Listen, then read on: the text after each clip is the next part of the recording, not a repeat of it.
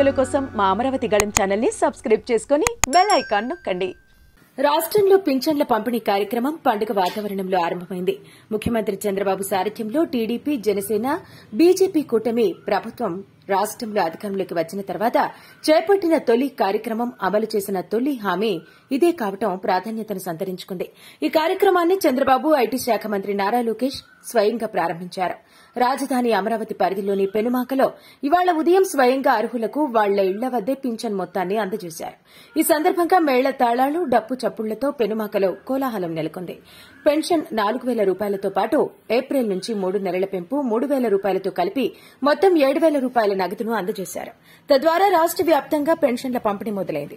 ఇదే రోజు రాష్ట వ్యాప్తంగా మొత్తం 65,18,000 మంది లబ్దిదారులకు పెన్షన్ల పంపిణీ జరగనుంది. ఇందుకోసం రాష్ట ప్రభుత్వం 4,408 కోట్ల రూపాయల నిధులు విడుదల చేసింది. రాష్ట వ్యాప్తంగా దాదాపు 1,20,097 మంది సిబ్బంది పెన్షన్ల పంపిణీ ప్రక్రియలో పాల్గొంటున్నారు.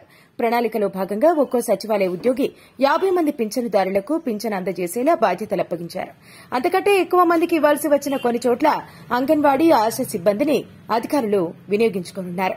ఇక తొలి రోజు అందుకోలేని వారికి రెండో రోజు వారి ఇళ్ల వద్దే గ్రామ వార్డు సచివాలయాల సిబ్బంది పింఛన్ను అందజేస్తారు. ఇక వికలాంగులకు గత ప్రభుత్వ హయాంలో ప్రతి నెల 3,000 రూపాయల పింఛన్ అందుతుండగా ఈ మొత్తం రెట్టింపైంది. ఈ మొత్తం కూడా ఈ రోజు పంపిణీ చేస్తున్నారు.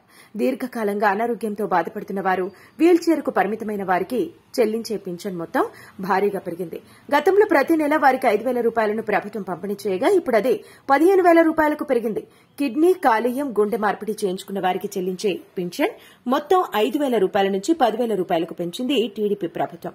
సామాజిక భద్రత కింద చెల్లించే పింఛన్ల కోసం ప్రభుత్వం ఏకంగా సంవత్సరానికి 33,000 కోట్ల రూపాయలకు పైగా ఖర్చు చేయనుంది.